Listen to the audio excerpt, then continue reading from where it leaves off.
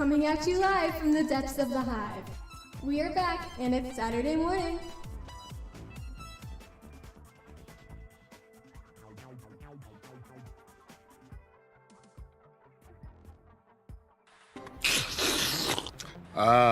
Nothing like the first cup of dumpster juice in the morning.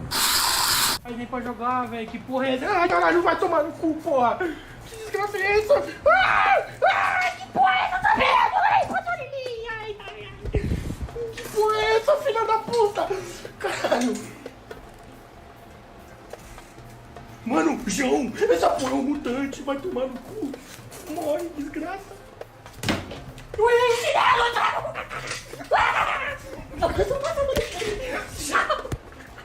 vai tomando.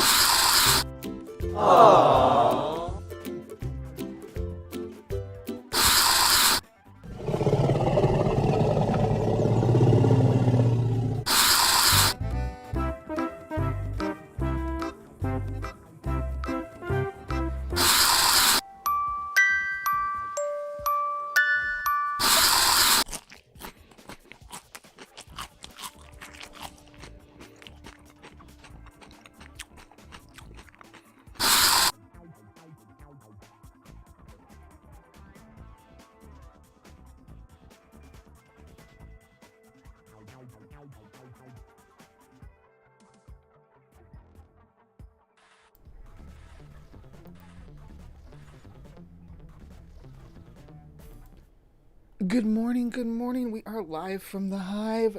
Good to see everybody made it in this morning. All right. I did see some familiar faces in the live chat here. Sorry, I'm running a little behind, but things happen. Not usually. I'm usually pretty punctual. So, but here we are. And Critical Cripple was here super early. So thank you so much for showing up there, Critical Cripple. And Greg Hartwick was right behind you. Cosmic Kyle dropping some poetry about what a beautiful day it is outside there. I'm so glad it's gorgeous. I hope you're able to get out and enjoy it today, Kyle. Kyle is a bit of a poet. I didn't know if anybody knew that, but I'm friends with him on some different social media platforms, and they're always sharing some pretty boss poetry. So keep it up, Kyle. Ring is Rolling Initiative. Good morning, D and Cyrenus Edmonds. You guys rock. John Hudson is here. So basically 411. Hello everybody. The Krabby Hermit is in the live chat. Hello, Krabby Hermit and Native Atheist. Good to see you. Good crowd starting off the morning. Thank you so much for coming by the Hive.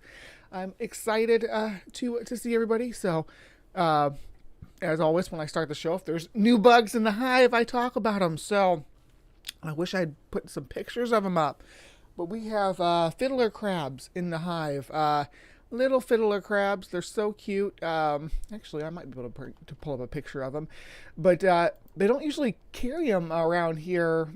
I've never seen them in the pet stores or anything. And I went to my daughter has ferrets, which we take to the pet store to... We walk around the aisles and they get some exercise. The people who love animals get to see them and pet them and enjoy their presence. So it's all around a good experience.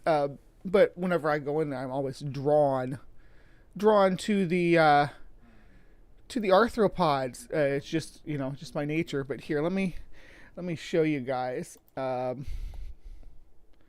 I'm talking about. Where are you, Chrome?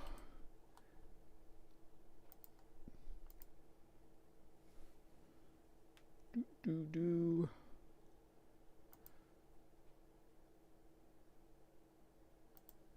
I don't need Chrome, I need full screen, dang it. Sorry, this will take just a second. I'm excited to show you guys my crabs. I didn't even think about it until I started talking and I didn't have it pulled up. There you go, you all can see them now.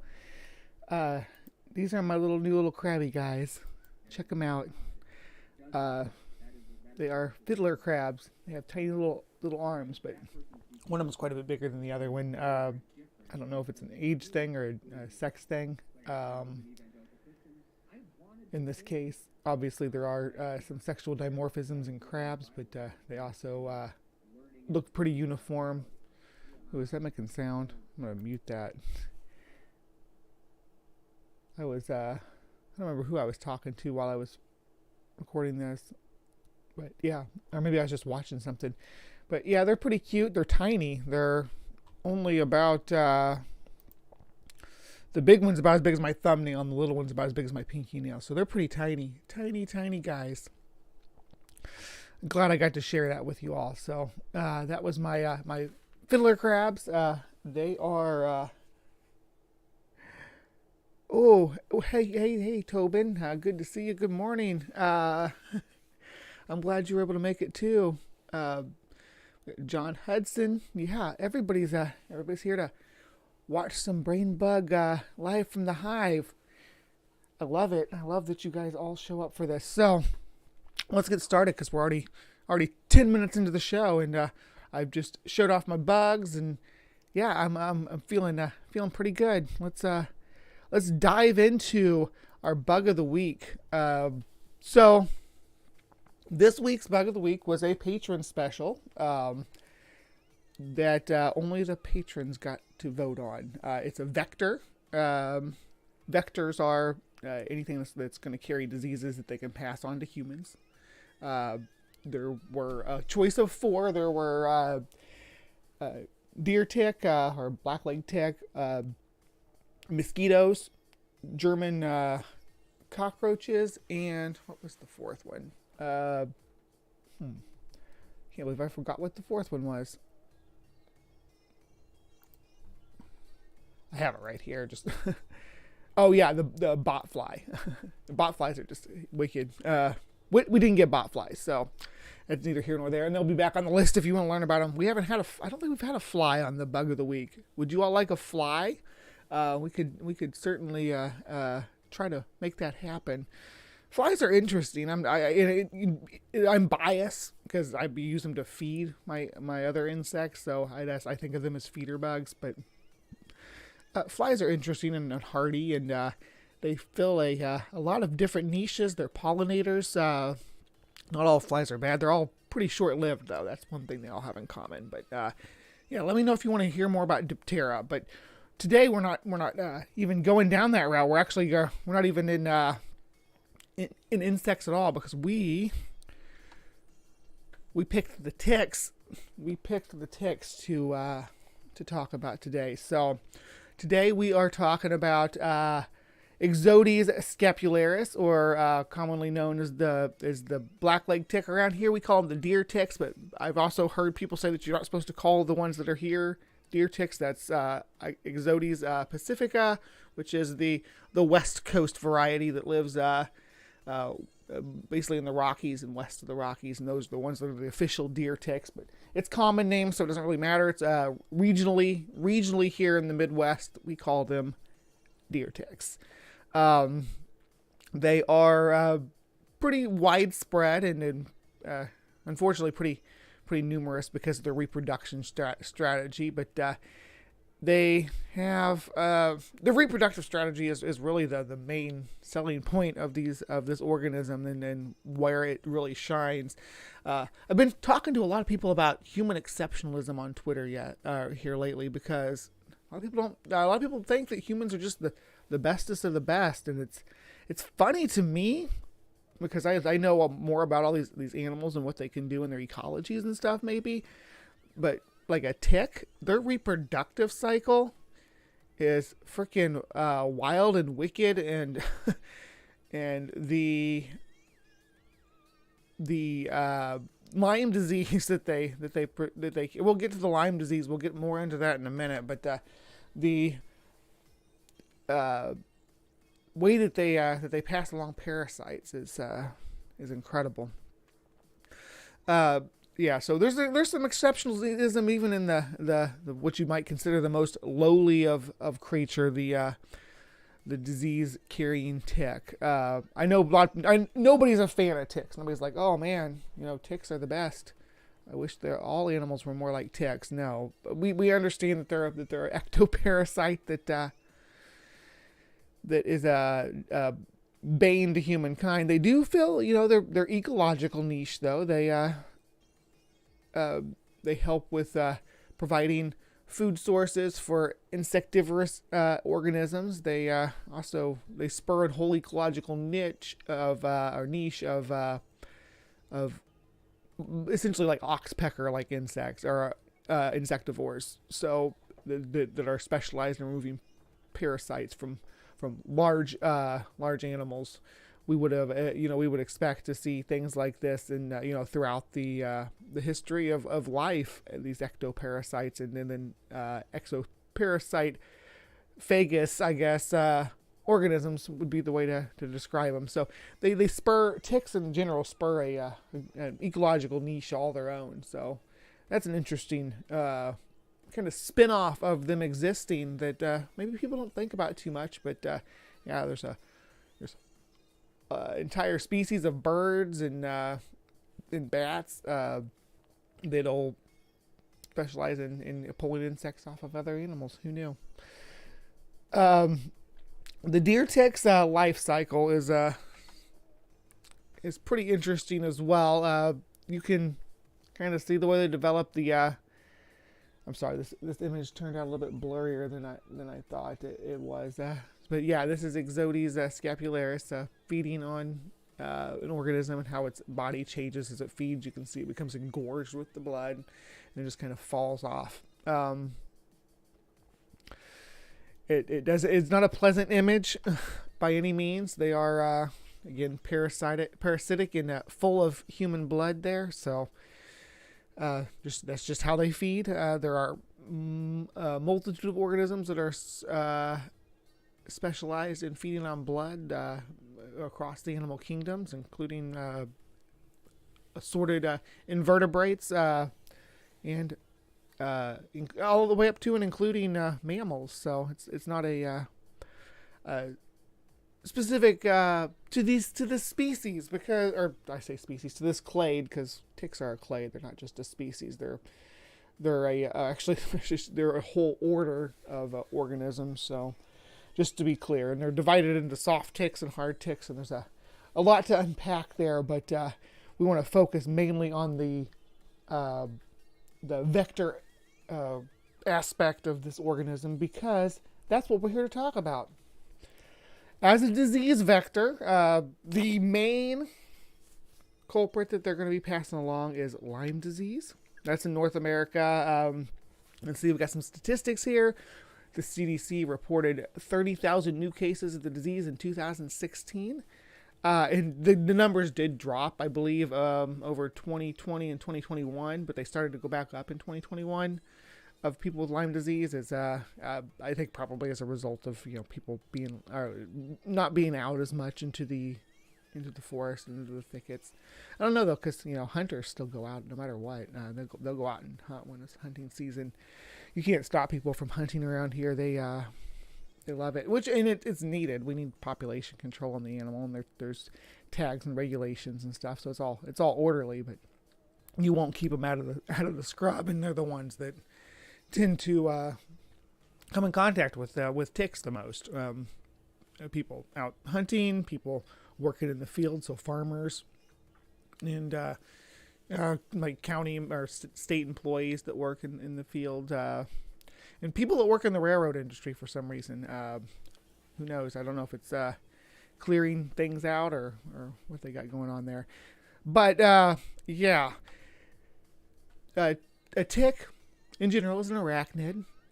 They have this hypostome organ on the front of their face that is it looks like a little chainsaw, sort of like a cartoon chainsaw, but it literally does just slice right into your skin and allow them to then consume your blood. Other than that, they're got a pretty simple body plan, a pretty basal arachnid body plan. You got your 8 legs. You have your chelicera. You have your pedipalps. So yeah, they always sort of follow the same body plan. It's got a really extremely durable carapace that is hard to penetrate. That's why you can't really crush a tick. They've evolved to try to be as resistant to being crushed and squeezed and pulled as they can, so that they can get that blood meal to produce their eggs. All part of this gorgeously horrifying circle of life. Here's a close-up of the organ on the front of the face that slices right into your skin to get to that sweet nectar. Pretty vicious looking little projection. This is why I call it the cutthroat world of the arthropod microcosm. Ticks evolved it's less like a chainsaw and more like a one of those shrub cutters, the ones with the vibrating blades that go back and forth, because that's what these two do. There's two parts to it, and they shift against each other and kind of cut their way in. Not all that different from like a turkey knife. So they evolved out on their face. This is a beast of an insect, or a beast of a bug, and not an insect, an arachnid. A chelicerae, but in the order Ixodida. So they're actually, this is the type specimen, or the type the type group clade that the whole order is named after. So this is the basic body plane. Now, when they bite you and they are carrying Lyme disease, this is the expected biological response that we normally see. So there you are. That is what a Lyme disease infected deer tick bite looks like. Keep that in mind when you are treating a post tick bite wound. Just watch how it breaks down, and of course, always follow medical recommendations when it comes to these matters. But Lyme disease is pretty wicked. So. Always take precaution when you're going out into the woods. You do not want to contract Lyme disease. It will be with you forever. You will never not be exposed to it. Let me read real quick here what the CDC says about Lyme disease. Lyme disease bacterium, Borrelia burgdorferi. Yeah, that's a fun one. Is spread through the bites of infected ticks. The blackleg tick, or deer tick, Ixodes scapularis, spreads. Actually, let me share this. Can I share this while I'm reading it? Because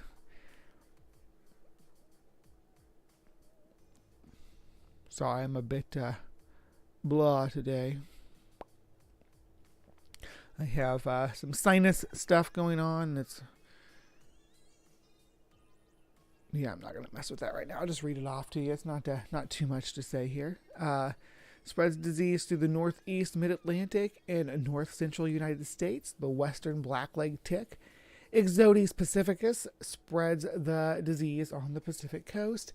The tick can attach to any part of the human body, but are often found in hard-to-see areas such as the groin and armpit and scalp. In most cases, the tick must be attached for 36 to 48 hours or more before Lyme disease bacterium can be transmitted. Most humans are infected through the bites of immature ticks called nymphs. Nymphs are tiny, less than 2 millimeters, and difficult to see. They feed during the spring and summer months. Adult ticks can also transmit Lyme disease bacteria, but they are much larger and are more likely to be discovered and removed before they have had time to transmit the bacteria. Adult Ixodes ticks are most active during the cooler months of the year. Are there other ways to get Lyme disease? There is no evidence that Lyme disease is transmitted from person to person. For example, a person cannot get infected from touching, kissing, or having sex with a person who has Lyme disease. Untreated Lyme disease during pregnancy can lead to infection of the placenta. Although no cases of Lyme disease have been linked to blood transfusion, scientists have found that Lyme disease bacteria can live in blood that is stored for donation. Although dogs and cats can get Lyme disease, there is no evidence that they spread the disease directly to their owners. You will not get Lyme disease from eating venison of squirrel meat, but keep with general food safety principles. Always cook the meat thoroughly. That's just common sense, right? Hey, Maya. Hey, Big Zebra. Orge's here. Awesome. Thanks for coming in, peeps. There is no credible evidence that Lyme disease can be transmitted through the air, food, water, or the bites of mosquitoes, flies, fleas, or lice. Ticks not known to transmit Lyme disease include the Lone Star tick, the American dog tick, and the Rocky Mountain wood tick, and the brown dog tick. Yeah. Ticks can't fly or jump. Instead, they wait for their host, resting on the tips of grass and shrubs in a position known as questing. While questing, ticks hold onto leaves and grass by their lower legs. They hold their upper pair of legs outstretched, waiting to climb onto a passing host. When the host brushes the spot where the tick is waiting, it quickly climbs aboard. It then finds a suitable place to bite its host. Yeah. All right. So that was our bug of the week. The deer tick, Ixodes scapularis. I hope you learned a little bit about this monstrous little arthropod, and that we can kind of understand their ecology a little better and why they act the way they do. Let me see what we got going on here in the side chat, because I saw some new people popping in, and definitely want to say hello. So, yeah, I said hello to Maya and Big Zebra. What do you got going on there, Ring? It's an Aussie tick that can make you allergic to red meat, but that's because there's a protein in their saliva that's very similar to a protein unique to red meat. Interesting. I'll have to look into that. I wonder if they have that protein in their saliva to help them keep the blood flowing. I wonder if that's a what do they call it when it removes or prevents blood clots. Anyway, the word will come to me once I stop trying to think of it. Who is ready to move into Crypto Corner? Because it is 10 o'clock and we are ready for Crypto Corner. All right, so today in Crypto Corner, we are talking about the legendary Chupacabra.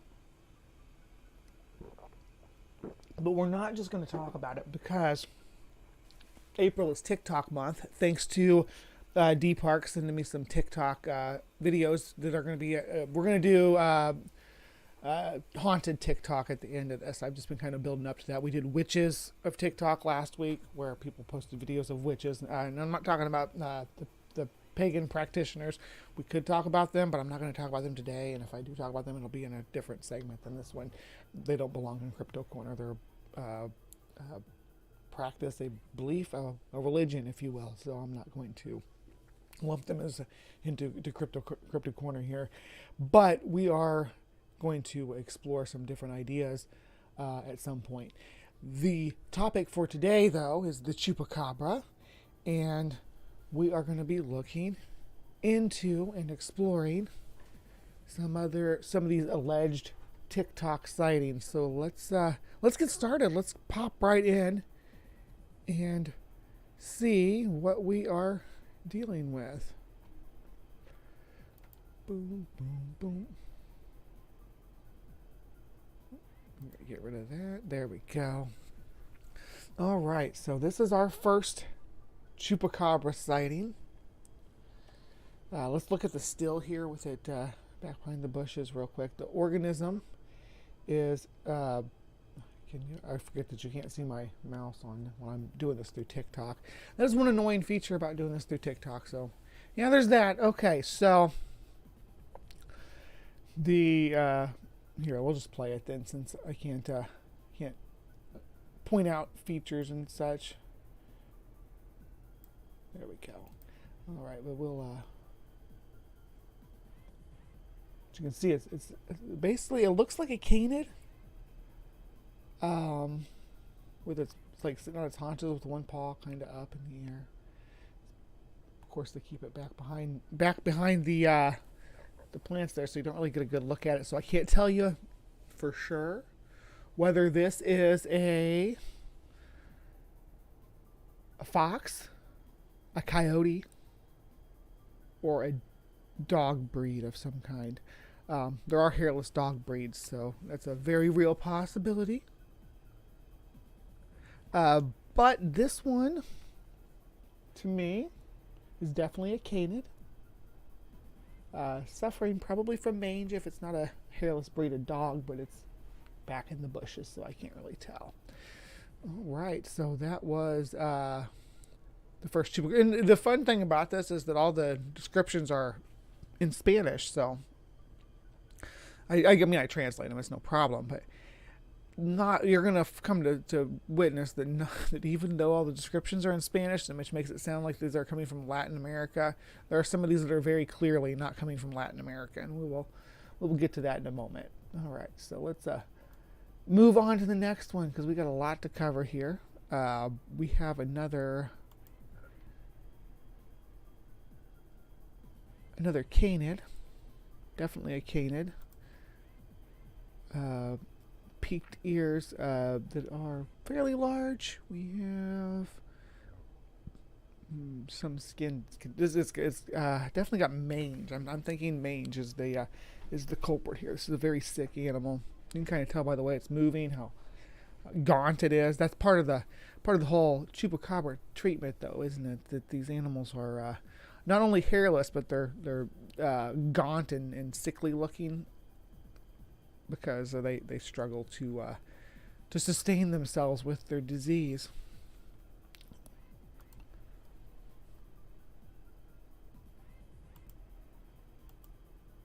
I'm going with coyote on this one. Definitely this little thumbnail or whatever they put on here. Yeah, I might do that with mine too.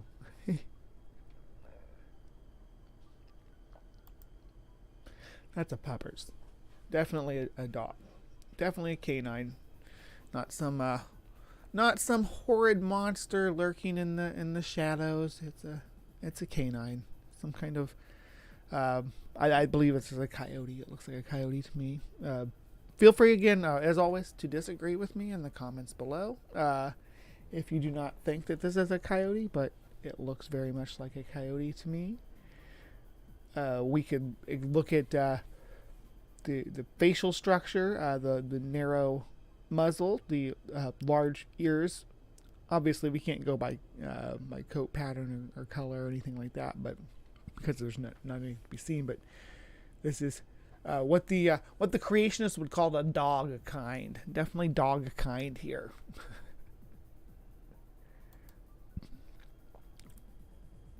Now this one's a little bit weirder.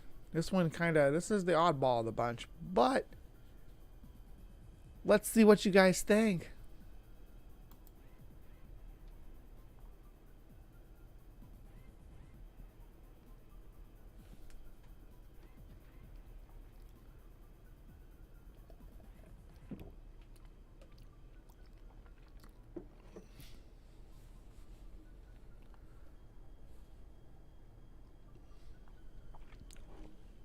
That is definitely a person. Got some night eyes out on there. This actually looks like it might be someone trying to, because this scene looks familiar, like the vampire episode of Lost Tapes. Anybody remember the vampire episode of Lost Tapes? That's what this looks like. It does not look like a chupacabra at all. They say it's a chupacabra in the description, but I think that this very much looks like it's from that episode of Lost Tapes. Moving on, and again, if I'm wrong, I'm wrong, but if it's not from the episode of Lost Tapes, it's someone emulating that scene where the vampires are behind the wall being creepy. Right. This one might be my favorite. This one is pretty cool.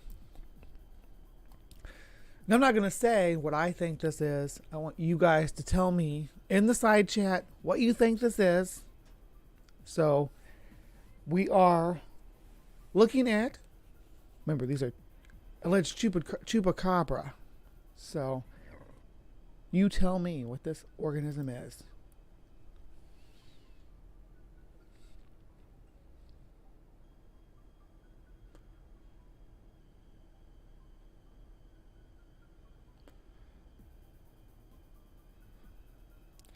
And I'm going to be arrogant and say I know exactly what this is. So keep that in mind.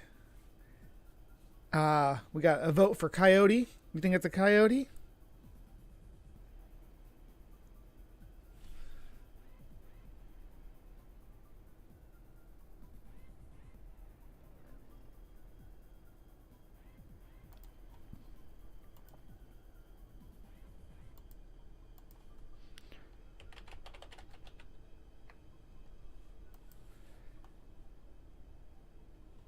Anybody else? Anybody else want to take a shot at what this is?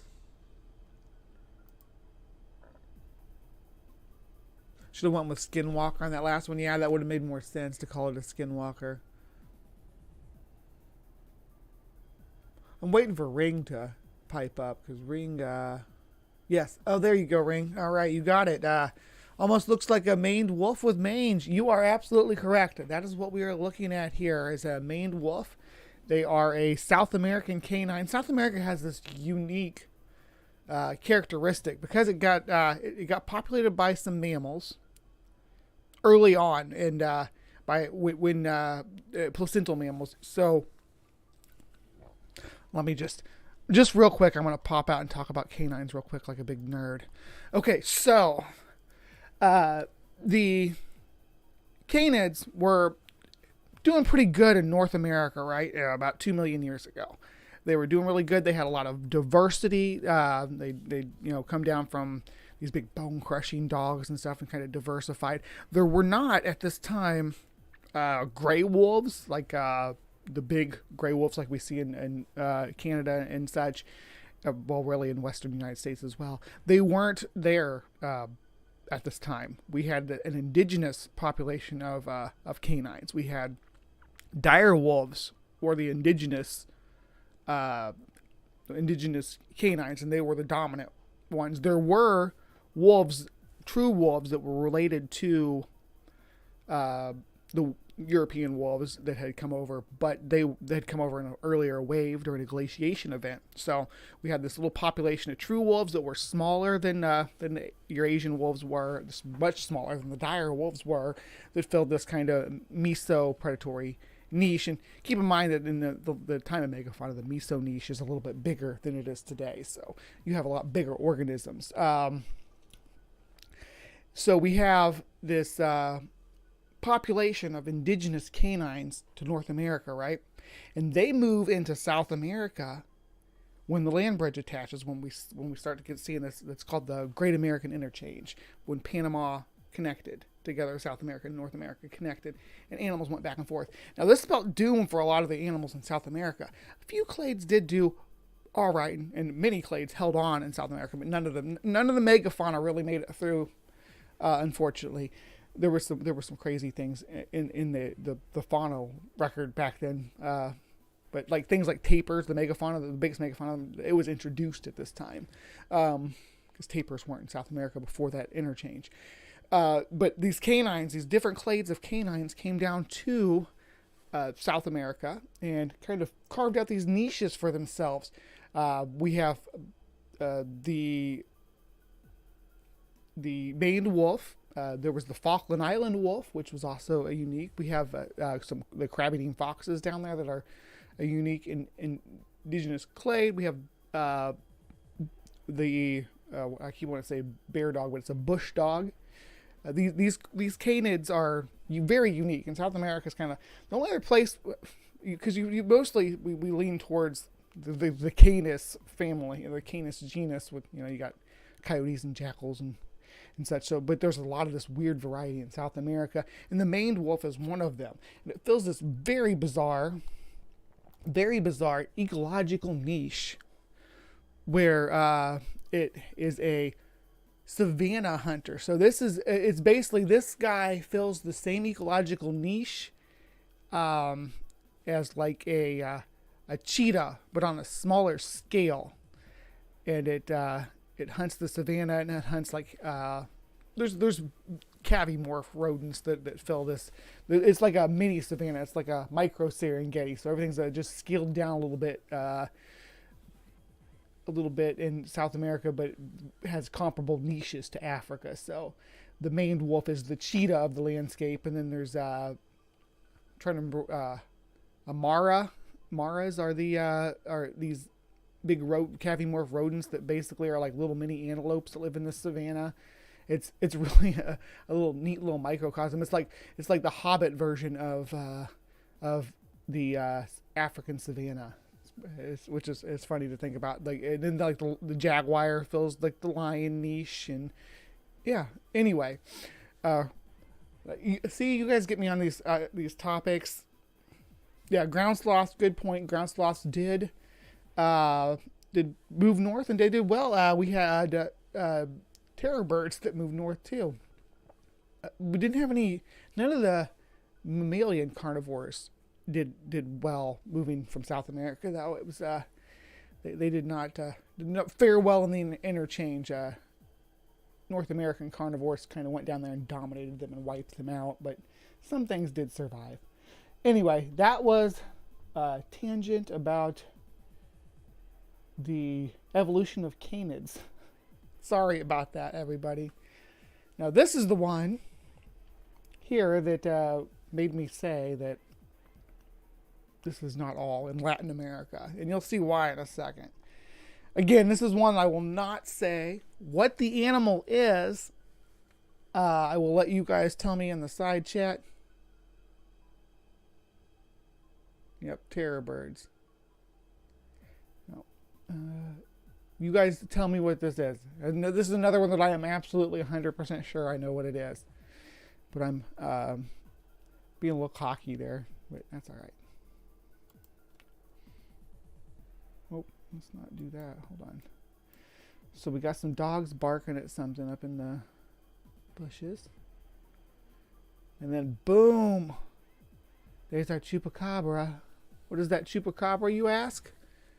Tell me what you think that chupacabra is, because I'm very clear what this chupacabra is, and there's no way this is anywhere except for the Middle East or maybe North Africa.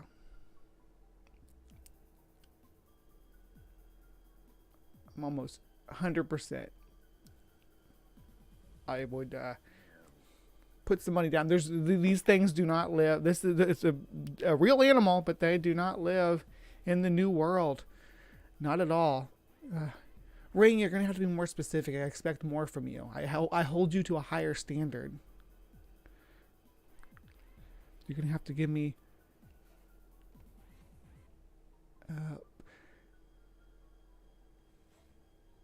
you guys are on the right track. And yes, Ring and Gary are correct. It is a hyena. It is a striped hyena. Now, striped hyenas are a fun concept as well, much like the maned wolf. They're a little bit of an oddball, but they are the ones that are most well known to Western society. When you think of hyena, the idea of a hyena that a Western person has, in modern times, we lean more towards the spotted hyena because we are more exposed to like Africa, African, I guess, and I blame documentaries, but we're exposed to like African biomes and not so much the deserts of the Middle East and even Eastern Europe, because striped hyenas were prevalent in Eastern Europe, and even until the Middle Ages, they were still present in Greece and even over into areas like Italy. There's speculation that the Le Bête Guadevan, the beast of Guadevan, in Paris was just a striped hyena that had migrated into the area, because they're you could almost call them a Mediterranean species, because they kind of circle around the Mediterranean and not just the Mediterranean. I mean, there's the Red Sea and things like that there too, that they're around, but around Africa and Europe and Asia, or the Near East part of Asia. So this had to been filmed somewhere in that area, obviously. So, but they have been actually part of our European culture and heritage. It's kind of fun to think about that, as these are Europeans' hyenas, and they're smaller than the African hyena, but they're still a cool animal. They're more solitary than a spotted hyena. Spotted hyenas live in huge clans. Striped hyenas and the other big hyena is the brown hyena, which lives like in more just in Africa, like the and it's just small, like it looks smaller than the spotted hyena, and it's got stripes too, just they're not as prevalent as they are on this striped hyena. Now, the brown hyena is kind of interesting because it'll hunt on the coast and eat seals. That's a unique thing for a hyena to do. But I get into these little tangents. Yes, Ring, that's what I was saying. Escaped from a menagerie. It could have been a spotted hyena, but the description seemed more like a striped hyena to me. Or even a brown hyena, potentially. All right, so that was that one, and that's definitely a hyena. All right. Now, I don't think I need to even have you all speculate on what this is. I think it's very clear what animal we're looking at attacking this sheep here. I'm going to turn the sound on. Oh, no, not this one. I don't want that song.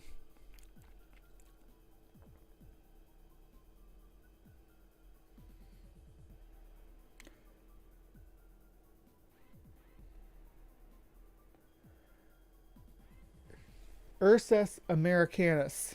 Definitely Ursus americanus. I don't know. I know. I think some people show up for my tangents, Ring. I think they really do. This is a bear. This is a bear that broke into someone's sheep pen and attacked their sheep. It doesn't need to be a chupacabra. It's a black bear, and it's doing very well at being a black bear and attacking a sheep. It's using its forearms to hold on to it, and it's biting its face and neck, which is how bears kill ungulates. They do the same thing like a lion does. They wrap their jaws around its muzzle and suffocate it. I don't know if you guys are aware of that or not, but carnivores, large carnivores, don't kill their prey necessarily by inflicting a lot of wounds onto it. At least not modern large carnivores. Wolves, you get to that size, like a mid-sized carnivore. Wolves, hyenas, they'll tear you apart. Wild dogs, but the large ones, now they may not do that to us. Large cats, especially, will generally just choke us out. The bite off our windpipe, but jaguars are an exception because they will jump on you and bite right into the back of your skull because they're very good at biting through hard stuff because one of their major prey items is turtles and crocodiles, who are very hard to bite into, so they have a extremely powerful bite force. So that's a fact about jaguars. You won't even know you've been killed by a jaguar because it'll pounce on your back and sink its fangs into your skull, and you'll be dead and never know what happened. Whereas if you're attacked by any other big cat, the chances are you're going to be mauled and choked out. It's going to wrap its big old cat jaws right around your neck and choke you out. But bears, and big cats too, when it comes to ungulates, even sheep, which aren't all that big, do the wrapping their jaws right around the muzzle and suffocating it, so it can't breathe. It's basically wrapping its face around its mouth, around its nose and mouth, so that it cannot breathe anymore, and suffocating it and sinking it. It bites down with its teeth so that the animal can't get free and suffocates it. It's a pretty vicious way to go, but that's how they do it with these large ungulates. I'm not sure if that's what the bear's doing here, but that's what it looks like it's doing to me, like it's trying to keep its jaws around the sheep's face. All right, another tangent. I'm on it today. On it. The next one, and final one, because we're wrapping up CryptoCorner after this, is... I need to make it bigger. There you go. All right, so we got our goat here, and it's the white goat with the brown head that we're looking at. That band around the back of its body is the alleged monster with all this tangle of what looks like hair and stuff underneath it. Now, when I look at this and I look at the mesh that's around that structure that their goat's standing next to. There's some black mesh on that structure. They'll get around here in a second. This is a 3-minute video, and I may or may not have talked about this before. I don't know, but if I didn't, I need to. So this is where we're going. So we got the two guys, red shirt and red shorts, and we've got a little black goat, a tan goat, and a white goat with a brown head. The white goat with the brown head is allegedly being attacked by a chupacabra. But as we see, this mesh fence that runs around here looks very much like what the goat is tangled in. However,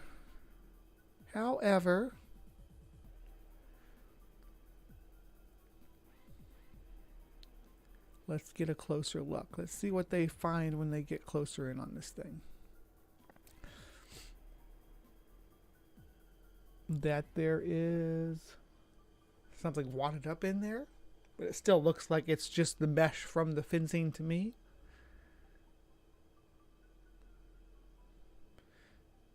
So as of right now, I'm watching this. I'm like, okay, so that's just the meshing from the fence. They get it off of the goat. And to me, it's also weird that they're being all standoffish about it, because it doesn't seem like an organism to me. But maybe there's an organism tangled in the mass there and attached to the goat, because it looks like something's moving down there. Something tangled up in the mesh, and then the mesh is tangled around the goat.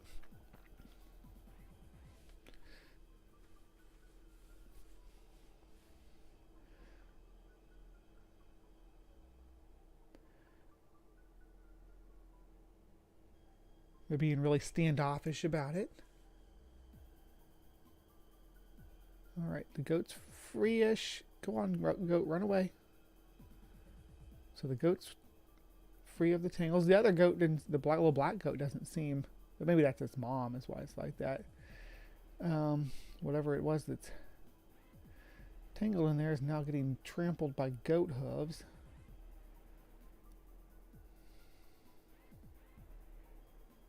Our homeboys are chasing it down.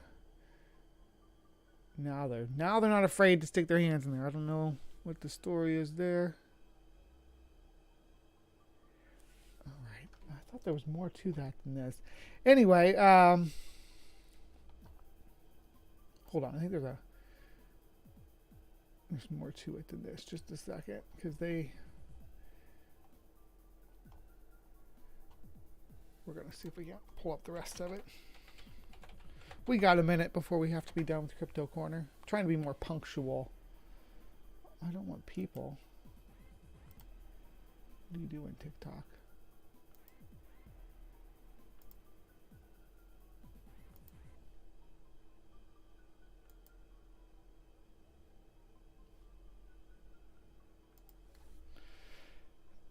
Oh, we gotta put the hashtag.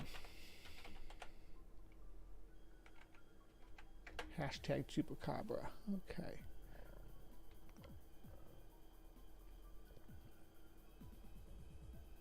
Is this the one that... Okay, so they get the... Yeah, this is the one where we see it run away, I think. This one's a bit shorter. So, picking up right where we kind of left off. Dude's going to be in the way, though.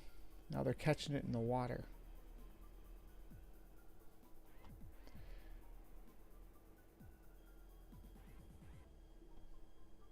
No, I'm not going to mess with that. This is what it was, though. If you watch, this is what they say it was that was hanging from there. It just, yeah, it doesn't, that looks like someone's craft project, so I don't know if maybe they had the video of the goat tangled in the stuff, and people were like, oh, what is that thing? And maybe there was some kind of creature stuck in the mesh, too. But it runs away, and that's what I'm trying to find. There's a clip where it shows it running away, and I thought that was included in the one that I picked, but maybe not.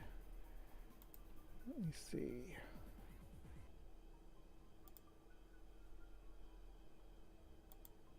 All right. There we go. Yeah, this. Yeah, when they say it runs away like that. Now, to me, I'm thinking if there was a some sort of rodent or small animal that was stuck in the mesh, that it would have dragged the mesh along with it as it tried to escape from the humans. So yeah, that's my thoughts on that. So that was CryptoCorner. We looked at some TikTok chupacabras. We had, what do we have? Let's recap. We had some we had some coyotes. We had some, I thought I had some raccoons in there too, but I guess I didn't include those. I had one that was a news clip, but I'm always wary about putting news clips on CryptoCorner because I get flagged for those when I do it. And I have to contest it and everything. I mean, usually I get it passed on it. I've never not got the go ahead to use it once they review it and see that it's a critique. But if I put it in there, then I have to go through all the process, and I'd rather not. If I can find ones that aren't newsreels, I will, or if I can just clip out the actual footage and erase the voices. But when I'm doing TikTok, of course, I can't do that because I'm looking for specifically TikTok videos. So that's why I decided not to use the newsreel one. But there was another raccoon that was a chupacabra, and you have to look it up yourself, I guess, because we're out of time for the topic. But thank you so much if you're here and it's a Friday night and you're just hanging out with Brainbug in the premiere chat. Thank you so much for coming, and thank you future Brainbug for putting this stuff out there and let me hang out with my friends and watch it. So please remember to be kind and take care, and I'll see you next time. All right, so now for my live folks, still with me at Live from the Hive, we are going to, there we go, we are moving into Creation Watch time. So, Creation Watch is going to be a topic that's near and dear to my heart today because I love the Ice Age and all the Ice Age. When I say that, I mean the Pleistocene Ice Age. That's one of my favorite geological time periods, and I love all the megafauna of the Pleistocene because they're like our life, but different, just a little different. You know, like I was just talking about with the canids and stuff. You all know I'm a big nerd and like that stuff, so I don't know why I'm explaining it to you. But today on Creation Watch, we are going to be watching how many ice ages were there, and this is being put out by ICR. ICR might be my favorite apologist organization. They're pretty straightforward about where they stand on some of this stuff, so makes it easier to touch on when you get people that are disambiguous. They're still ambiguous about the like kinds and things like that, but anyway, I'm rambling again, so let's get into it. All right.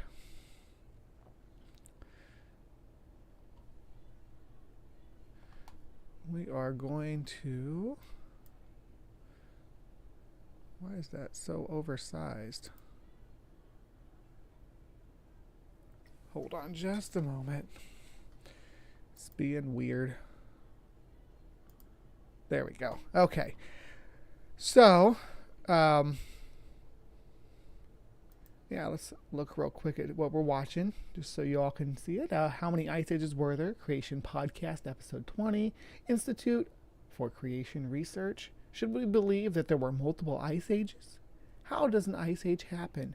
And what evidence can we find for a single ice age? Watch episode 20 of the Creation Podcast as host Trey Bowling and ICR physicist Dr. Jake Hebert review the arguments for multiple ice ages over long periods of time and uncover the evidence for a single ice age only a few thousand years ago. All right. So we are going to be digging in. Let's dig in. John Christensen, I'm not done this morning. That was what I do is I do these segments as individual premieres too, so people don't have to sit through the whole stream to catch whatever their favorite segment is. All right, and I hang out with the live chat. You can join us too, always, to hang out in the live chat. But let's hear what they have to say. I'm going to speed this up a little bit because I talk a little bit slow. It's at 1.5, just being totally transparent about that. Creation Podcast, the show where we discuss the science that confirms Scripture. I'm your host, Trey, and my guest today is Dr. Jake Hebert, ICR research scientist and physicist. We're glad to have you on the show. Thank you. Thanks for having me. Absolutely. All right, so today we're talking about your favorite subject. I know this because you wrote a book on it. So today we're going to be talking about the Ice Age. So I think in the popular culture, we're all kind of familiar with at least a pop and media kind of idea of an ice age with snow and woolly mammoths and saber-toothed creatures and all of that. But let's get a little more specific. What is the definition of an ice age? You could argue that an ice age is any time where the ice sheets are larger than normal or significantly larger than normal. And today, those ice sheets on land, they cover about 10% of Earth's land surface. But there's strong geological evidence that in the past, about 30% of Earth's... Just to be clear, the Geological Society defines an ice age as a period of geological time encompassing... Oh, that's the Pleistocene ice age is what they're defining that as. I'm going to defer back to what the definition is here. An ice age is a long period of a reduction in temperature of Earth's surface and atmosphere, resulting in the presence or expansion of continental polar ice sheets and alpine glaciers. So, yeah, that's the definition of an ice age. Land surface was covered with ice. So that would be called an ice age. Some people say, well, technically we're in an ice age now because we... Not technically, we are in an ice age now because we have polar ice sheets and alpine glaciation. That's alpine just means up on the mountains. There's glaciers on mountains all around the world. Yeah, they're melting faster than they should be, but that's a whole nother topic that maybe Pale Blue Mama can pop in and touch on. Anyhow, yeah, that's let's hear what he has to say though. I'm going to keep stopping him because I have to, but still have the Greenland and Antarctic ice sheets. Right. But most people would say, the ice age was a time when it was much larger, say 30% of the Earth's land surface covered by ice. Okay, so it's not... we either... Where did your 30% come from on that, though? I've not heard that number referenced in any of my sources. I did a little research on this. I know quite a bit about it, but yeah. No, Maya, what they're trying to do here is present a case that there was only one ice age that was caused by the flood. We'll get to that. They get into it. I just get excited to stop and teach science because I'm a nerd. There's even movies about it. It's not some time where the entire Earth was just like a giant ball of ice. Well, it depends on who you ask. The evolutionists some of them claim that yes, they claim that there were ice ages in the deep, distant past where basically the whole Earth was frozen, what they call snowball Earth. He's talking about the Cryogean. That was a period in the distant past. It's before life had gotten too advanced. We're talking Proterozoic, so we had this mostly single-celled organisms were around at the time.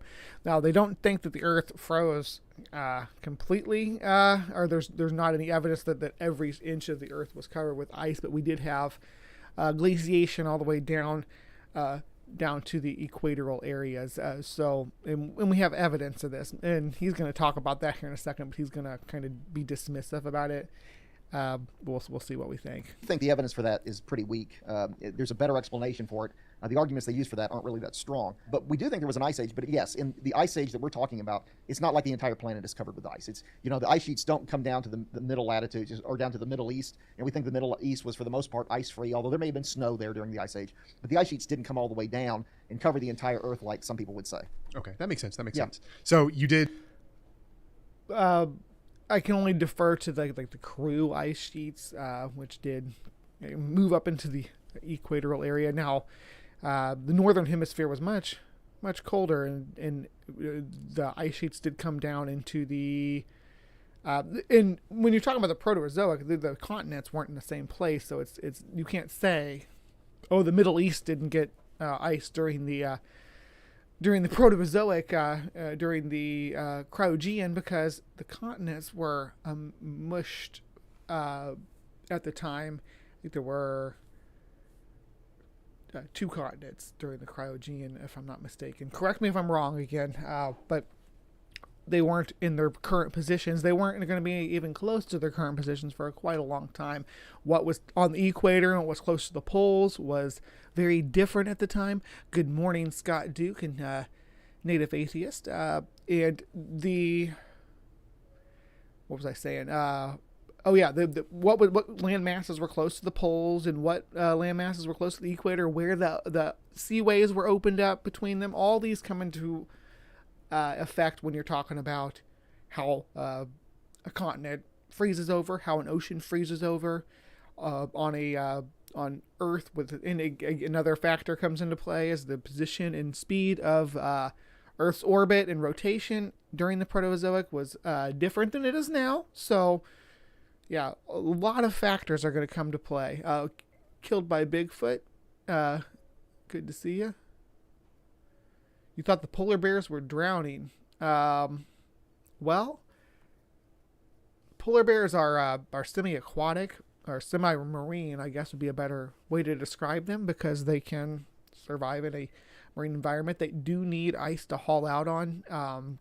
What's happening with the polar bears is actually that they're being, with the sea ice receding, they're kind of being forced inland, more so than drowning. I mean, I'm sure that some of them do drown, but more common is the issue that they're being forced inland, where they are forced, again, they're not their natural feeding ground and not eating what their natural food is. They're going into dumps and into cities. They're competing with brown bear populations, and they're breeding with brown bear populations. It's a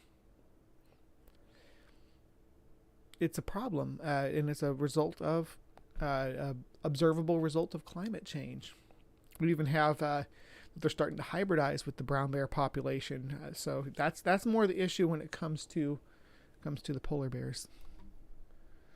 But yeah, we are in an ice age. We are experiencing what they call anthropogenic climate change, which is causing it to be the climate to be different than what would be expected during our current position in our solar cycle. Right. Mention in passing there that we do believe that there is an ice age. Yes. So let's talk about that a little bit. We believe that there is just one ice age, correct? Yeah, there's really just strong geological evidence for one ice age. The reason that secular scientists claim that there were ice ages in the distant past is because there are places where you see scratches on bedrock. And when glaciers move along, sometimes you have rocks embedded in the ice and they can carve these scratches. Well, it turns out there's other things that can cause that. Okay, so they find scratches on rocks that they think many millions of years ago were close to the equator. And so they think, well, that's an indication that the glaciers came all the way down to the equator and the entire Earth was frozen. But again, there's other things that can cause that. That's really not That is not the only evidence that we have for the Cryogean ice ages when we talk about snowball Earth. I don't know. I don't like the term snowball Earth. I also don't like the term slush ball Earth. Why do we have to call it any of those things? Why can't we just call it a glacial maximum? Because it's the maximum that our planet has ever glaciated. But we also have paleomagnetic evidence for this glacial period. There are low-lying deposits and equatorial regions that were deposited by glaciation events, and in open water as well. We can check the carbon isotope ratios to confirm this. And what else do we got? I'm just looking at a list of different evidences for... I said evidences because I'm talking to creationists, by the way. We have different evidences for the snowball Earth theory or for the Cryogean. in and of itself a strong enough argument to claim that the entire Earth was frozen. And there's some other arguments they make for multiple ice ages. They claim that within the last 2.6 million years, there were about 50 ice ages. It turns out the evidence for that is even weaker than the evidence for the supposed snowball. This guy is going to tell climatologists that their evidence is weak, but he's not going to make a compelling argument as to why their interpretation of the data that they're getting in their respective field is wrong, and why his interpretation of that data is more accurate. All Earths. I mean, that's really coming from nothing more than a secular interpretation of chemical wiggles in deep sea sediments. And it's not strong at all. But there is strong evidence for chemical wiggles in deep sea sediments. Take note of that. one ice age. We see geological features that are left behind when glaciers melt back. And we see those today, not just at high latitudes, but at lower latitudes where today there's no ice. And so that's a strong argument that the ice sheets were larger in the past. Okay. Well, then let's take this. Let's put on our uniformitarian goggles. From a 30,000 foot view, what would an evolutionist say in regard to ice ages? How many were there? How long did they last, etc.? I think they would say there were about 5 major ice ages. The most recent of these is what you would call the Pleistocene ice age, and within that there are 50 ice age cycles, and those cycles are what most people would call an ice age. Okay. But again, the evidence for these other ice ages is very weak, and I don't think they've really got a good No, the ice age is actually the age. The cycles are called glaciation events. So, or they don't say events, just glaciations, but that's what they would be, is glaciation events, where the glaciers move forward and receded, and they did for. And you can still see the Earth do this to some extent. They kind of breathes if you watch it. If you watch like a time lapse of it, but you can see the ice is moving down and receding, moving down and receding, and it's reflected.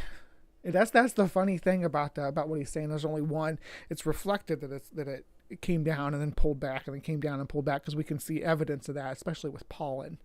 With pollen levels and what pollen that when it recedes, it pulls back. A lot of factors like that. Explanation for what would cause these massive ice ages in the distant past. I think that's kind of an enigma to them. They've convinced themselves that they did occur, but it's like, well, what would trigger something like that to cause the entire Earth to be frozen? And then how do you get out of it? Because once you get into an ice age like that, or a snowball Earth, the ice and snow reflect more sunlight, so it becomes even harder to get out of it. So I don't think they've got a good answer for these earlier supposed ice ages. It's very hand wavy, very speculative, and you get that when you read their descriptions. It's like, well, maybe this and maybe that.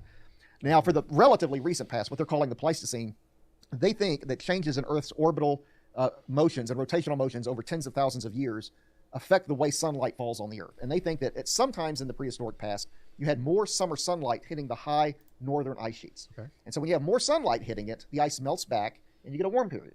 Okay. At other times in the prehistoric past, you have less sunlight hitting those high latitude ice sheets. The ice sheets grow and you get an ice age. Okay. So they think basically that it's these subtle.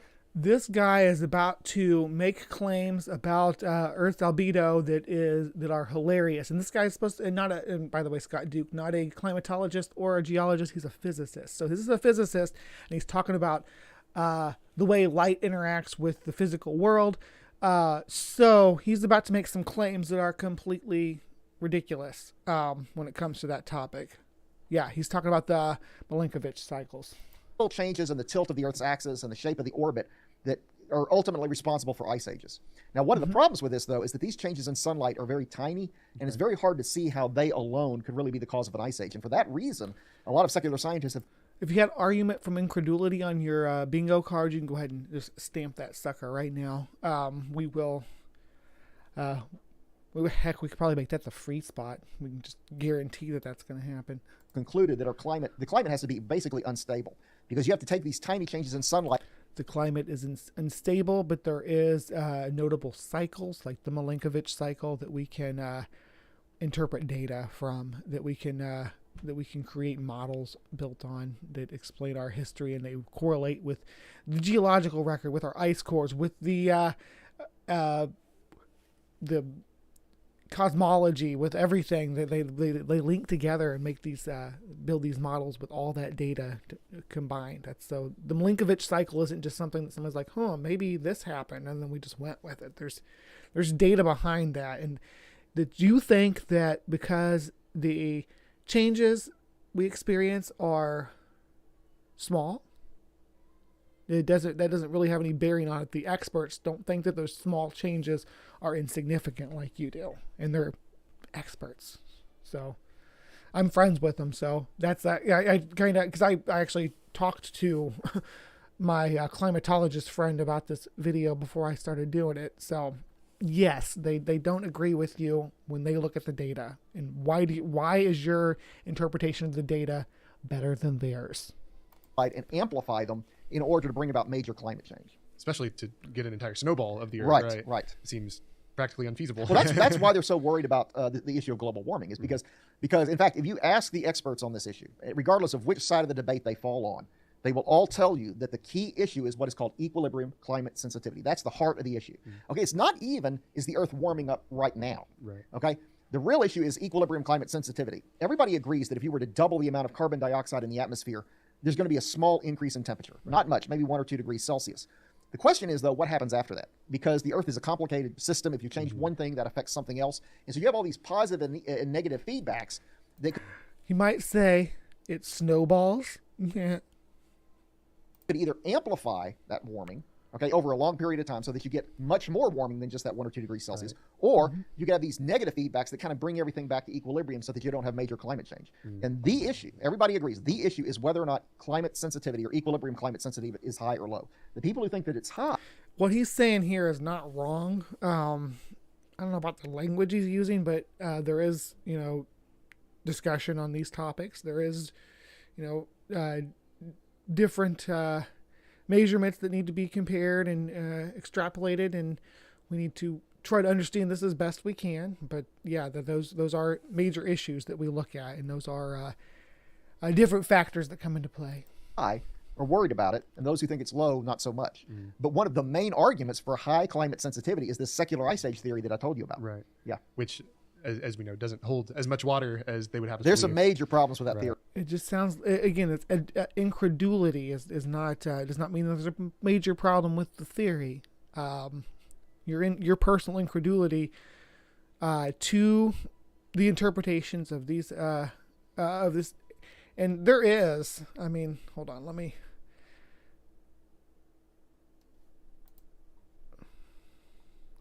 pull this up here. Just a moment, because I want to show you that there is. This is what he's dismissing. This is what's being dismissed. This is the data on the Milankovitch cycles. Most significantly is this stuff down here, the benthic forums in the Vostok ice core, that we can really see the glaciation events spiking and dropping. And the Vostok ice core, it's been down there for a long time. It's billions of years old. So we get a pretty good record from these different ice cores and this benthic forum. Anyway, back to our what'd you call him, Maya? Our George Costanza character. That's what he's dismissing, though. That's the data that he's saying doesn't hold as much water. and some of which I was able to point out about 5 years ago. Awesome. Well, okay. So it sounds like there's not really a whole lot of evidence for the multiple ice ages, and the evidence that there is there, or the theories that there are there, is kind of flimsy. We could say it's on thin ice. Right. Yeah. We won't, because we don't make puns on this podcast. So, but it does sound like maybe one ice age fits into the creationist model quite nicely. Can you talk a little bit more about that? Sure. And the fellow who did the pioneering work on this is Mike Ord. He's a creation research scientist, a respected researcher, but he was also a former meteorologist for the National Weather Service. And he figured, basically what you need for an ice age is you've got to keep snow and ice from melting for many consecutive years. Right. Okay, that's it. If you wanted the most basic requirement in a nutshell, that's it. Now, the problem is you need two things to make that happen. Okay, you need heavy snowfall. Okay. And you also need colder or cooler summers. Now, the cooler summers is kind of self-explanatory, right? If the summers are cooler, that will keep the winter snow and ice from melting. And so that would mean the following winter, if you get more snow and ice, and most of that snow and ice doesn't melt. Yeah, he's. I believe we're about to go down his rabbit hole here, so brace yourself. There's going to be claims just bursting out of him left and right that are unsourced, and yeah. The following summer, the next winter you get more, and so eventually you get these thick ice sheets. Right. Okay, so you need cooler summers to make that happen. But you also need heavy snowfall, because even if you have colder summers, if the snowfall is light, it can still be melted by sunlight. Okay. So you need heavy snowfall. Well, the question is, how do you make that happen? Now, the problem for the secular scientists is that those two conditions seem to almost be mutually contradictory. Especially in the same year, right? Yes. Yeah. Okay, because on the one hand, you might think you would need a colder winter to get an ice age. Right. It turns out that's not correct. So he is talking about cycles here, and he's saying the word cycles, but he doesn't seem to understand the implications of what he's saying, because we're talking about cycles where when something's a cycle, that means that there's changes happening. So cooler summers, drier, heavy snowfall in the winter. On a cycle like that is that's a cycle. It's these changes that's going from this to that to this to that. And that's how we get glaciation and stuff. So I'm not sure why he's saying that those conditions don't happen, or that it's contradictory, because it needs both those conditions. It happens in a cycle. They don't happen necessarily in tandem. It cycles through those stages. Okay. Because the colder the air, the less moisture in the air, and that means the less snowfall. Right. Okay. So you want warm or mild winters, not cold winters, but you do want cold summers. Okay, well, and you need this to go on for hundreds of years. And for the secular people, they claim it's going on for tens of thousands of years. Right. So you have to have warm. We're not just claiming that. The data shows that is what is happening during these glacial maximum peaks. That's what the data shows. That's just someone reading that off to you. Is they're not making any kind of claim. They're just saying the data shows that we have these glaciation events in the recent history. Warm or mild winters, cold summers, warmer, mild winters, cold summers, and that has to keep going for tens of thousands of years. Right. Okay, that's not really realistic. Right. Okay, but something like the Genesis flood could provide those conditions, and this is something that Mike Ward pointed out. We think there was an enormous.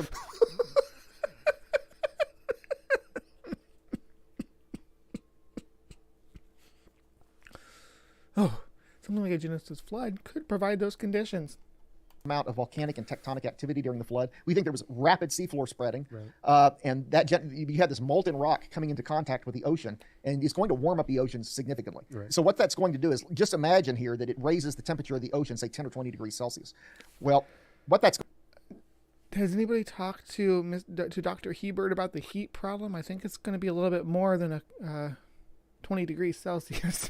There's going to be a lot more than that. going to do is put an enormous amount of moisture into the atmosphere, which means you're going to get more rain and snow. Okay, because with what's being proposed for the flood model, the heat that's going to be generated by that rapid explosion of water on the scene is going to at least the surface level is going to be vaporized. So yeah, it's going to be full. The atmosphere is going to be scalding steam, the entire atmosphere. So we're having all organisms like steam roasted in the environment. snow at high latitudes and on mountaintops. So there you've got a mechanism for the heavy snowfall. Right. Now, what about keeping the snow and ice from melting? Well, we know that when you have big explosive volcanic eruptions, the kind that put a lot of sulfur into the atmosphere, right. you get these little droplets that we call aerosols, basically sulfuric acid droplets that end up in the stratosphere, and they reflect sunlight. Okay. And we know, based on observations of recent big explosive volcanic eruptions like Mount Pinatubo in 1991, that the summer temperatures drop after those kinds of eruptions. Now, interestingly, they don't change the winter temperatures. That's we had the year without a summer caused by volcanism. So yeah, that does happen when volcanoes erupt. Let's see where he's going. They cause the summers to get cooler. And so we think that because of all the volcanic activity that occurred during the flood, that volcanism is going to continue for hundreds of years with gradually decreasing intensity, but you're going to have sporadic eruptions that keep putting these aerosols back into the stratosphere. See, the aerosols normally only stay up there 2 or 3 years. Right. So one set of eruptions isn't going to do it. You have to have repeated eruptions, and we think the aftermath of the Genesis flood gives you what you need to make that happen. All that catastrophic Yes, activity. yes, exactly. And what's interesting about this, it's a fairly simple mechanism. Okay, both creation scientists and secular scientists agree that volcanic cooling is real. Mm-hmm. They also agree that if you could somehow warm up the oceans a lot, you're going to get a lot more evaporation. Right. But for the secular scientists, how do you get the energy to warm up the ocean? You're not just warming up the ocean, you're flash boiling the ocean. It's 10 or 20 degrees Celsius. I mean, that's an outrageous amount of energy. Mm-hmm. Okay, if you're holding to a uniformitarian point of view, you can't even really consider something like that. Right. And the other thing is, both creation and secular scientists agree that there's been an enormous amount of volcanic activity in Earth history. I mean, a frightening amount. Volcanic eruptions that dwarf anything we see today. Right. So why can't secular scientists... Because of plate tectonics is why we have a lot of volcanism. It doesn't work in your model, though. make better use of volcanic cooling to explain an ice age? Well, it's because of their belief in millions of years. They insist that those eruptions were separated by millions of years. And if they're separated by millions of years, the cooling effect is so diluted, it doesn't really do anything. Yeah, But if you had a bunch of eruptions occurring together, say in a few hundred years, you've got a potent cooling mechanism for an ice age. Sounds terrifying, honestly. Yeah. Would not want to be there during Right. that time. Yeah. Wow, that's awesome. So does this model have a name? Well, this is sort of my big contribution to creation science. I've given it a nickname, the heat model. Awesome. That was The heat model, but if you look up creation heat model, what you've run into is the heat problem, which is what we were just talking about with the boiling of the seas, the vaporizing of the water, and the slow steaming of the steam cooking of all organisms on life. It's going to look like it just came out of a wok. just an acrostic to help people remember the key points. But again, this is Mike Ward's theory, not mine. But the H stands for hot oceans. E stands for evaporation resulting from those hot oceans. A stands for aerosols, which gives you the summer cooling. And the T stands for time, the time to make it happen. But specifically the Bible's short time scale. Because you need a short time scale to make this work. And together that gives you this mechanism. You need a short time scale for the vast majority of organisms to adapt to a colder climate. Because we see, they mentioned mammoths, like the very beginning. You see mammoths become woolly mammoths. We see rhinos become woolly rhinos during this period of time. So we see these animals adapt to these glacial periods. We see humans. We see Homo sapiens and Homo neanderthalensis responding to these glacial events. So, but it happened in a short time period, according to this theory. Awesome. And it fits so neatly into a cool word that has to do with the subject at hand. Yes. Right. So good work on that. Thank you. So we see the flood as a mechanism, of course, for this ice age. So now that leads us to today. Mm-hmm. What were some of the repercussions how long did it last? What kind of was going on during that time frame when the major ice age itself? Of course, we could still say we're in an ice age now, but when that particular time frame was ending, what was happening? Well, our best estimate is that it probably lasted about 700 years. And Mike Ord used some heat balance equations to come to that conclusion. But we think it took about... In 700 years, all these organisms adapted to to a glacial event, and then just that little 700-year period, that's where all of our ice age organisms come from. Who knew? About 500 years for the ice sheets to reach their maximum size and another 200 years to melt back to where they are today. Okay. So it was a relatively short event. And in the creation ice age model, the ice age isn't all that bad. Right. It's not as cold. Here's the great irony about this is that Siberia during the ice age was warmer than it is today. Okay, which helps explain why the woolly mammoths were able to live in Siberia. That's one of the great mysteries of Earth history. Is how could you have millions of woolly mammoths? Because it's the location of the polar vortex over the Siberian tundra at that time is the reason that woolly mammoths were able to survive there. It pulled in warm,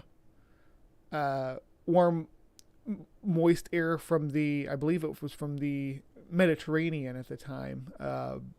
Pulled it right up there across between there's like a air channel or whatever between the Alps and the Himalayas that was opened up because I don't remember which seaway it was, but there was a seaway that was free of ice at the time in the southern hemisphere that caused it. There's a really weird theory about it. I'll see if I can't find it and put it in the description or something. Anyway, we'll go on. Living in Siberia during an ice age, because today winter temperatures in Siberia can routinely be 40 below. Sometimes it gets almost as cold as the surface of Mars. I mean, it's ridiculously cold. Wow. It is very hard to see how even the woolly mammoths could endure those kind of temperatures. And to make it even worse, in the secular model, they think it's even colder during the ice age than it is now.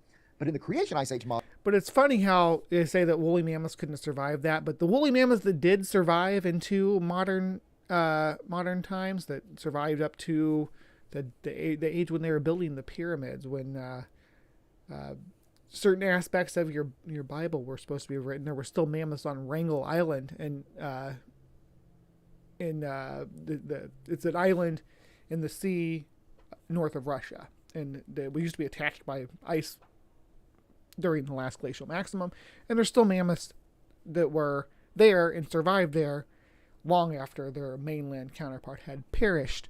because those conditions are what they thrive in. So it's kind of weird that he's like, oh, it's even colder. How could they survive? Because they're adapted to survive in cold conditions like that. We have musk oxen that live like that now. It's not as cold. And because you have these warm oceans are going to be warm even at high latitudes. Right. So you're going to have the ocean surrounding Siberia is going to be warm. That's going to help moderate the climate so that even though it was still cold in Siberia during the Ice Age, it's nowhere near as cold as it is today. And that's how you can have millions of woolly mammoths living in Siberia during an Ice Age. We think that as the Ice Age ended, a lot of ice melted and went out onto the ocean. And you basically had fresh water flowing out onto the salt water. We think it froze. And when that happened, that's when we started seeing the climate as it is today. Okay, it got a lot colder. So why can't, warm oceans, that seems like a relatively straightforward explanation for how you could moderate the climate in Siberia. So why can't secular scientists use it? Well, because their belief in millions of years is tripping them up. They think that it's always been bitterly cold for, really, they would say at least 100,000 years, probably more than that. Most of them would say it was cold, very cold, going back millions of years. Some of them would say, well, maybe the Arctic sea ice melted 100,000 years What is your evidence that it doesn't go back millions of years, buddy? I don't understand where you're coming from. ago, so it's only 100,000 years old. But still, you would have to have woolly mammoths enduring these bitterly cold winters for thousands of years. It just doesn't make any sense. And so improbable for sure. Very, very improbable. And so, again, their belief in millions of years is tripping them up. And so many Christians, unfortunately, Just in your mind, exchange the word woolly mammoth for musk oxen because they live in these conditions now, and they are large herbivorous mammals that they just happen to live at a high enough latitude that they overall managed to survive this extinction event. But yeah, have this incorrect notion that the Bible's short time scale is something we ought to be embarrassed about and we ought to be sheepishly apologizing for. They got it completely backwards. It's the key to solving these mysteries of Earth history. And what you often find is the reason secular scientists have trouble explaining things is because of their belief in millions of years. Which is kind of ironic. It is. It is. Because they developed that belief to kind of explain things away, right? Right, yeah. Your passion for this topic is kind of infectious. explain things away. We're just looking at the data and trying to understand it, my friend. I think trying to explain something away is to just put a non-answer on it and move on, which is like, oh, God did it, and then just moving forward. That's not the way that we're wanting to operate, though. It's awesome to see. Yeah, this is such an interesting subject, and it is in pop culture all over the place. So it's great to talk to someone who has some of those answers, who has done the research, and we're really grateful for that. So thank you so much for being here. Can I throw one more thing in? Yeah, absolutely. I mentioned earlier the supposed evidence for the secular ice age theory. For sure. It's called the Milankovitch theory, is what most people call it. Oh, here we go. Sometimes it's called the astronomical Still ice here, age theory Scott. because it involves He's bringing it up Earth's now. astronomical motions. Well, the reason most secular scientists believe that theory is because of a paper that was published in the journal Science in 1976 that was titled "The Pacemaker of the Ice Ages," Okay. and it was talking about Earth's orbital motions. Well, what those scientists did was they examined 2 deep-sea sediment cores from the deep southern Indian Ocean, Okay. and they had chemical wiggles in those sediments, and the chemical wiggles seemed to be telling a story about climate change that agreed very well with the Milankovitch theory. Because if you do the astronomical calculations, you expect astronomical cycles of around 100,000, 41,000, and 23,000 years. But when they examined those sediment cores, they found climate cycles of about 100, 41, and 23,000 years, Right. and that was seen as very strong evidence for the theory. Okay. But what most people don't realize, though, is those age, before you can even do that analysis, you've got to date those sediments. Right. Okay? And people may be surprised to hear this, but you can't really use radioactive dating to do it because they think, in order to make a convincing case I think he's gonna skip over the core samples here, but we'll see. for the Milankovitch theory, you have to have data going back about 500,000 years. Okay. Now, I don't accept those numbers, but Right. if you accept their ages, you got to go back maybe 500,000 years or so. Well, they think those sediments are too old to date by radioisotope dating, so they have to use a different backdoor approach, and it hinged on this magnetic reversal that they'd already dated from volcanic rocks on land as having occurred 700,000 years ago. Okay. And they used that to date the sediments and then get their results. Well, the problem is, in the early 1990s, they changed the age of that magnetic reversal to 780,000 years. And what happens is, if you go back and redo those calculations, it messes the results up. And that's exactly what happens.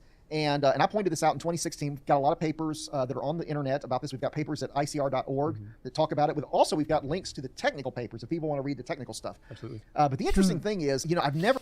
Is he going to talk about magnetic reversal or why those things are wrong, or is he just going to be like, oh, they based it on magnetic reversal and rah, rah, rah. It's just, you got to explain why those things are wrong if you're going to dismiss them, bud. Never seen the secular scientists candidly admit this problem. And it's a doozy. I mean, it's a big problem because the paper that they're pointing to as evidence for this theory, and let me remind everybody, this is one of the main arguments for catastrophic Right. global warming, is basically invalid. I mean, if you go back and do the calculations the way they did it, but you use today's value for that age of that... Dr. Hebert, do your ears get red when you lie? magnetic reversal, you get the wrong answer. All of a sudden, it doesn't work. It doesn't work. The pieces don't fit But what's anymore. even crazier, Yeah. it just gets weirder and weirder. What's even crazier about this is the reason they changed that age. Okay, they'd already changed it a little bit because they gotten some more data, and they thought that they adjusted the constants for. Killed by Bigfoot. Just real quick, I just want to say thank you for taking the spiders outside. Some spiders don't belong outside. A house spider or a cellar spider generally is not going to do well in an outside environment. It may be if you have a garage or something you could release them into, would probably be a better idea. Not to say it's a necessary death sentence, and it's definitely better than squishing them with a tissue or flushing them down the drain or something like that. But and as far as the Bible and things,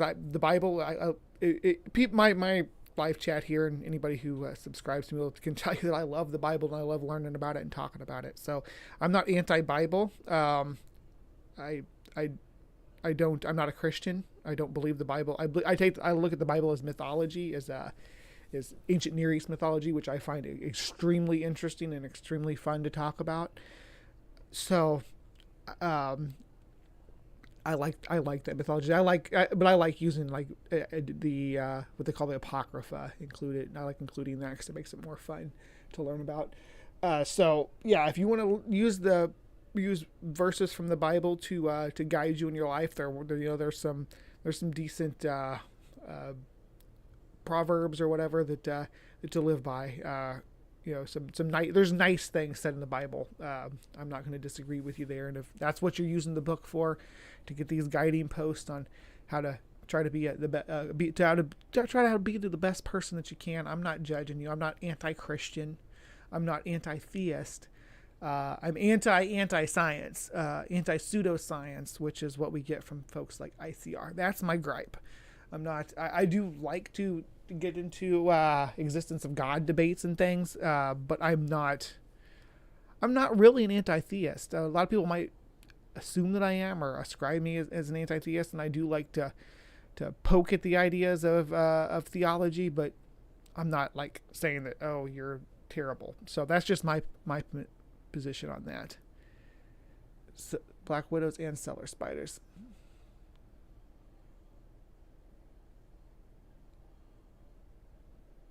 Yeah, exactly. That's what Maya's saying about the Bible. There's things in there that, I mean, if you take the Bible literally, if you're a biblical literalist, like the gentleman on the screen here now, you are designated to treat certain other groups badly, whether it's how you treat women, how you treat the neighboring tribes, how you treat for a long time how you treat people of color was kind of, the Bible was leaned on for that, to say, yeah, we're supposed to treat these people badly and they're supposed to be slaves.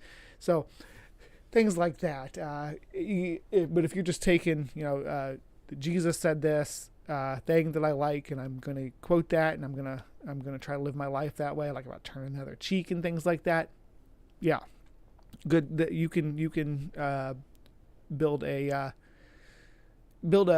moral system on taking those individual pieces and using them. That's my opinion on religion, on Christianity, and on the Bible. But the people who take the Bible and say that the Bible refutes the science and presenting alternative science to try to match it with the Bible, disingenuous. For potassium argon dating, so they changed it a little bit. But then in the early 1990s, they were trying to do what they call orbital tuning, where that's where you use the Milankovitch theory to date chemical wiggles in other sediments. Okay. So once they convinced themselves that the theory was valid, they said, okay, well, we can use it to date other things. Right. So you had some scientists who were trying to orbitally tune chemical wiggles in other sediments, and they never came right out and said it, but you get the sense reading their papers they had trouble doing it. They have a lot of freedom when they orbitally tune because they're able to select. You get the sense reading their papers that they had trouble doing it. It's his intuition that they had trouble doing it. That's his evidence.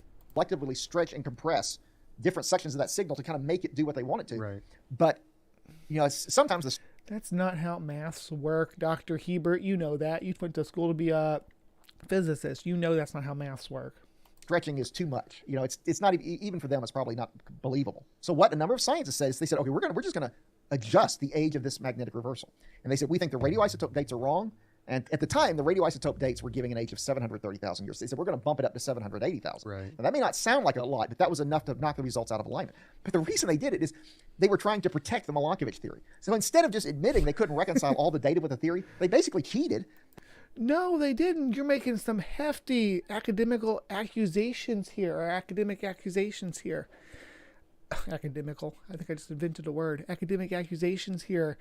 That's serious accusation. They overruled their own radioisotope dating methods, and I'm sure the radioisotope dating methods guys were real happy about that. Right. In fact, if you read about it, they say it was controversial at the time, and I imagine it was, Right. because anybody who realized, they were overruling the radioisotope date, that was fishy, but also they were doing it to protect the Milankovitch theory. And the funny thing about this is they were using something that at the time they... What are you talking about, overruling the isotope dating methods? I don't understand. You're just making hollow claims that nobody. Where is this coming from? What is your source? I'm about done with this. Hopefully, this has been entertaining. Called an Ice Age Rosetta Stone. I mean, they thought this is the standard. We can use this to date stuff. And it's funny. They were all enamored with that particular sediment core when it gave them the answer they wanted. But when it no longer gave them the answer they wanted, they basically threw it out and started using other sediment cores. Toss it out in the garbage. Yeah, and it's crazy. It's not just that they don't really have strong evidence I don't think we've ever tossed out a sediment core because it didn't match a model. for the theory. You could argue, if you want to be hard-nosed about it, you could argue the Milankovitch theory should have been falsified in the early 1990s because they apparently could not reconcile all the data with it. If you really think that particular sediment core that they were using to date everything was the standard, you can't use it as a standard just when it gives you the answer you want. I mean, You have to use it all the time. you have to use it all the time. And so if you really believe that's the Ice Age Rosetta Stone, you got to be consistent. And so I think you can make a strong case the Milankovitch theory really should have been falsified in the early 1990s. Wow. Now they... Based on your intuition that they had trouble making the data match up. That is what you've said. You've said based on that you look at their papers and you get the impression that they had trouble making those models match up. So now you're going to dismiss them, or you're going to say that falsifies the Milankovitch cycles because you looked at you as an individual physicist looked at these climatologists and their data, their interpretation of the data. Yeah.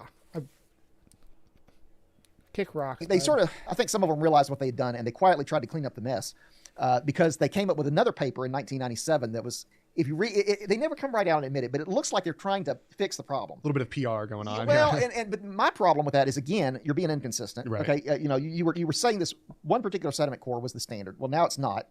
I think the results they got that sort of reset everything. I think you can make a case that they were not being truly impartial in the data they used to get that result, because they didn't use the Ice Age Rosetta Stone, the one that everybody, you would think if you're going to use any one, if there's any data you're going to use, you ought to use that one. This is the gold standard. But they didn't. And now they give a reason for that, but their reason to me really sounds like an excuse, not a reason. So there's a serious question about just how strong the evidence for this Milankovitch theory is. And if you want to be hard-nosed about it, They have a reason, but I don't like it, and I'm not going to tell you what it is. you could say there's no evidence for it at all. And yet it still kind of rules the thought. It is the paradigm. It is the ruling paradigm. And again, this can't be said often enough. It is one of the main arguments for catastrophic global warming. There are people out there who are worried about global warming, and they will tell you, we know climate sensitivity is high because otherwise the Milankovitch theory doesn't work. But the point I'm making is you don't really have any good evidence for the Milankovitch It doesn't theory work to begin with. yeah. So it's like, should we, and I just think it's incredible that more people don't know about this. That's awesome. Yeah. Another nail in the coffin, right? Yeah. Awesome. For all of our viewers out there. Yeah, we're not going to shill your book, buddy. So that was Creation Watch. We visited ICR and their conversation with Dr. Jake Hebert about the ice ages. He thinks there's only one.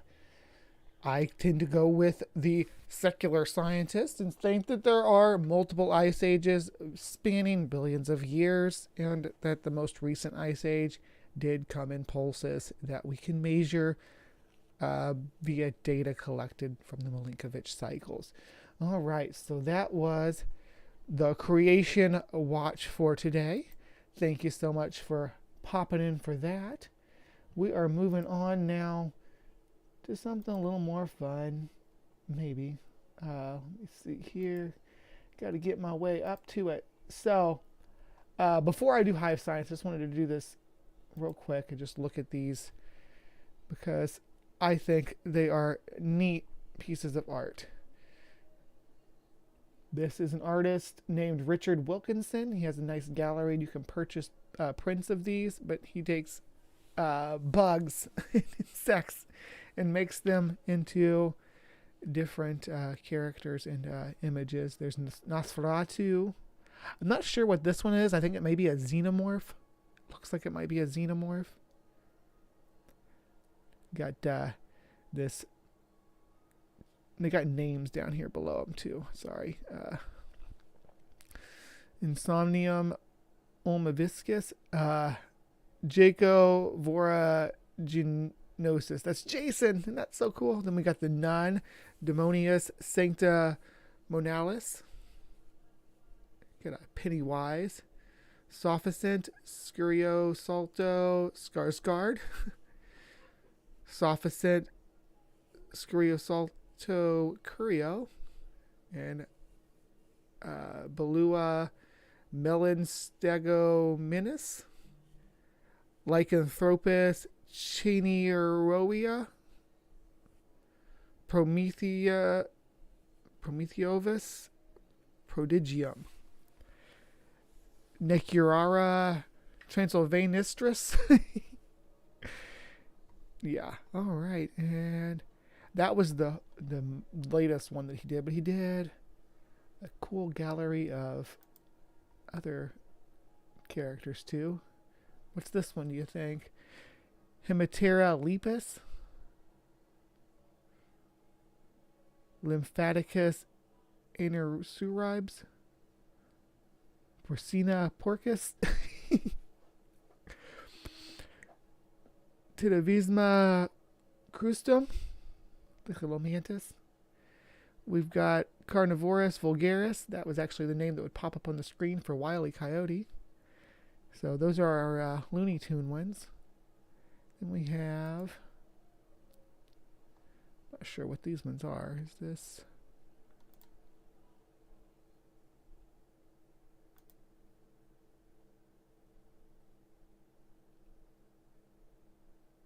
Oh, that's like Grievous. Kind of looks like General Grievous.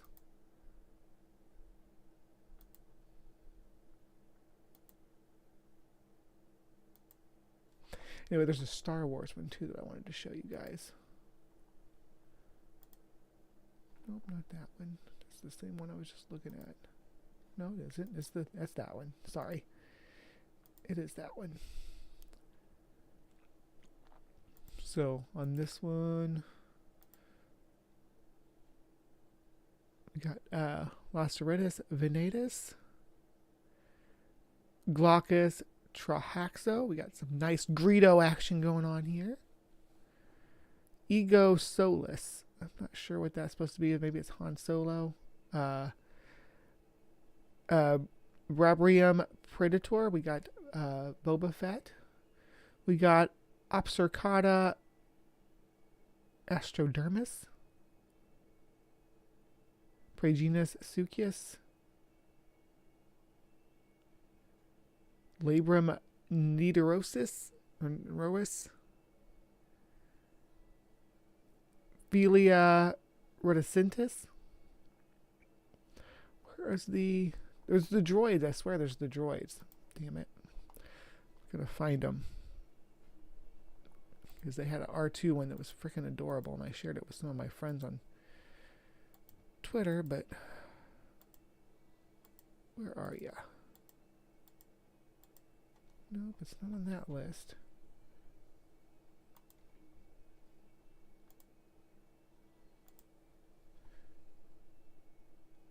Let's go home.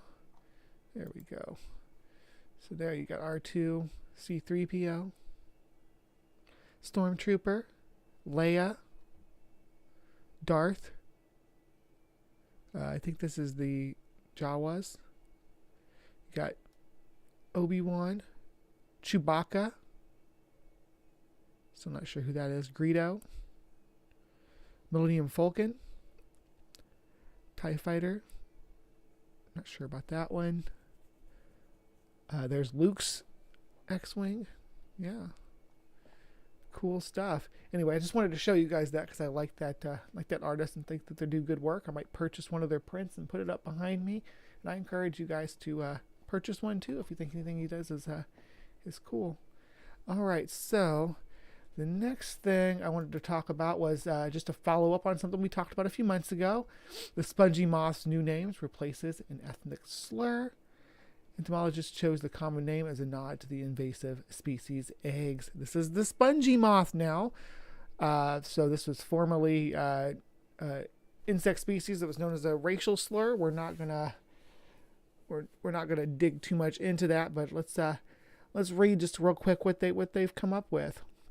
A menacing pest just became a bit less problematic, at least socially, after getting an update to its common name. Lymantria dispar is an invasive insect previously known as the gypsy moth, a label that contains an ethnic slur. On March 2nd, the Entomological Society of America renamed L. dispar the spongy moth. The updated term is a nod to the moth's porous egg casings. It was selected through ESA's Better Common Name project. Sorry about that. After hundreds of new names, suggestions for L. dispar poured in from the public after the society retired the old name last July. ESA elected the moth for rebrand primarily due to its frequent presence in conversation. Now, entomologists and gardeners alike can discuss the pervasive pest without using pejorative language. For one action in a large mission to decolonize science, which aims in part to create a more diverse, inclusive atmosphere in science. Decolonizing science is actually a really broad process, says Jessica Ware, the president of ESA. And as an entomologist at the American Museum of Natural History, addressing common names is just one piece of that. This is the first rebranding that this project has tackled. It will continue to gather input on insect names that perpetrate stereotypes or contain insulting references. Ware says dozens of species are waiting to be addressed, such as the Asian giant hornet, Vespa mandarinia, and insects aren't the only offenders. Birds, mammals, and plants often have names referencing racial and ethnic slurs of or white colonizers. Yes. So they renamed that. I think it's a good thing. I'm happy to see that effort has been undertaken. All right, and the last piece I want to go over will be our hive science for today as we round things up here this last few minutes. How did cockroaches survive the dino-killing asteroid? This is from Live Science. When the rock, now known as the Chicxulub impact, plummeted from outer space and slammed into Earth 66 million years ago, cockroaches were there. The impact caused a massive earthquake. Scientists think it also triggered volcanic eruptions thousands of miles from the impact site. 3/4 of the plants and animals on Earth died, including the dinosaurs, except for some species that were ancestors to today's birds. How could roaches, a couple of inches long, survive when so many powerful animals went extinct? It turns out that they were really nicely equipped to live through a meteoric catastrophe. If you've ever seen a cockroach, you've probably noticed that their bodies are very flat. This is not an accident. Flatter insects can squeeze themselves into tighter spaces. This enables them to hide practically anywhere, and it may have helped them survive the Chicxulub impact. Yes, cockroaches are very flat. That's why they're so hard to get rid of, too. When the meteor struck, temperatures on Earth's surface skyrocketed.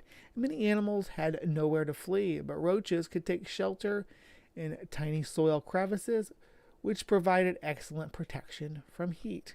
The meteor impact triggered a cascade effect. It kicked up so much dust that the sky darkened.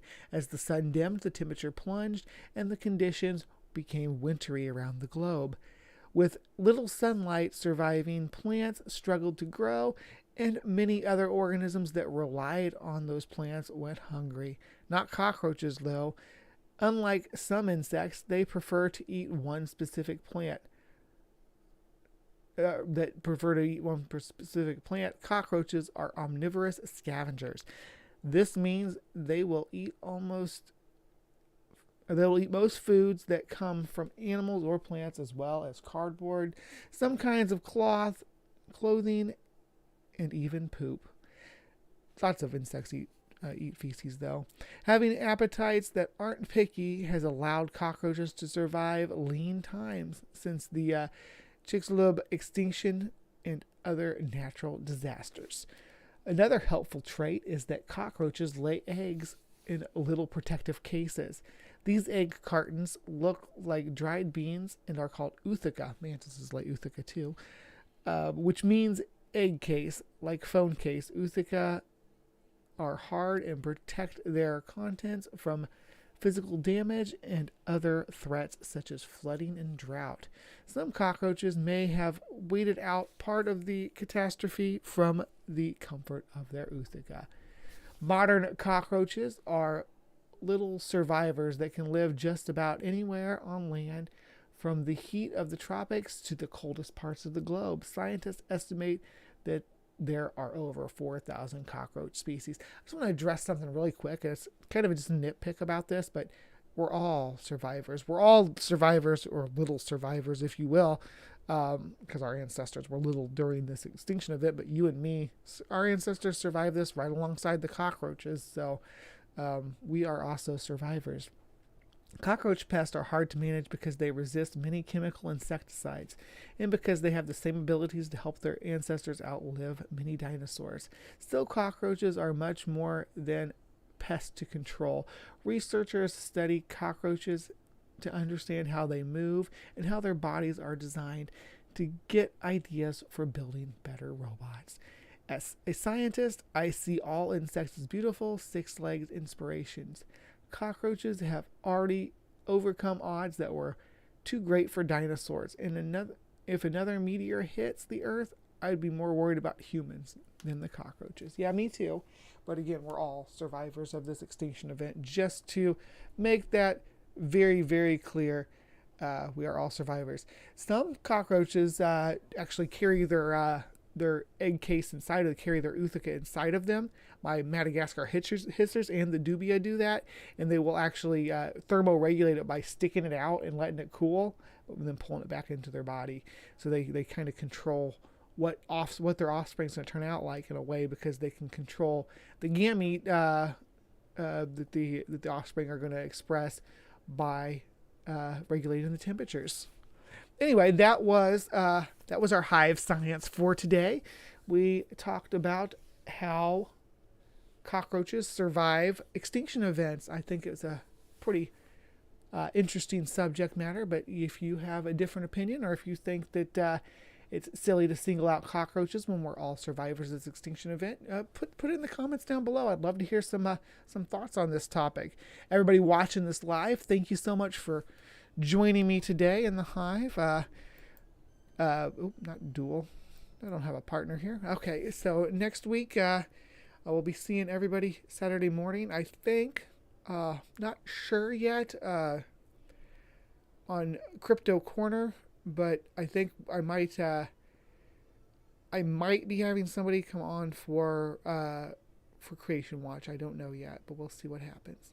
Anyway, until next week, though, please remember to be kind and take care, and we'll see you next time. We have them in stock, and that's, they're seasonal insect around here. They do live around here. I don't know if this species lives around here or not, but the ones, or if it's the same species, is the ones that live around here, because it's just listed just by its name, its common name. So I don't know for sure. I've seen these in the wild. Actually saw my aunt get bit by one when I was a little kid. I was fascinated by that happening. I wanted to take it home. It's venomous. This is the largest venomous insect in North America. It's a true bug. It's a true bug. This is a bug. This is a Lithoceros giant water bug. I do have a nice watery tank here for it. This is where it's going to live. You can kind of see it laid up in there. It's huge. I held it just a little bit ago when I was pulling the things out.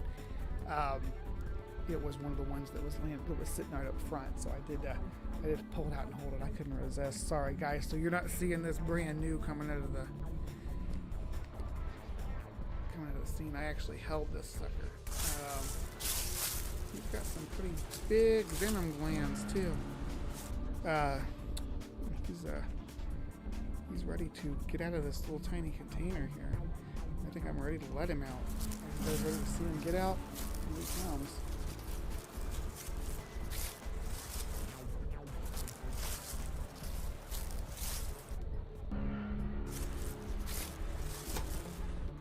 Spicy. You hear how loud that was when he hit the desk there?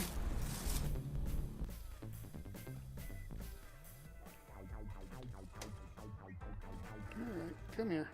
So he's going to live back in here. He's on my lap right now.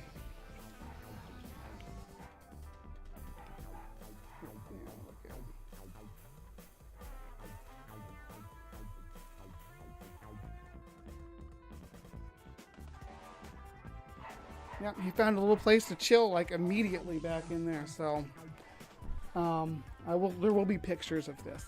I just held it right now in front of you, Junk Shop Library. That's how I roll. They're not super aggressive. They're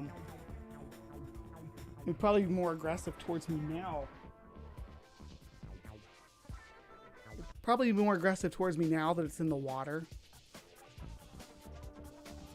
Isn't he huge? Oh my gosh, the eyes on him. The eyes on him are massive.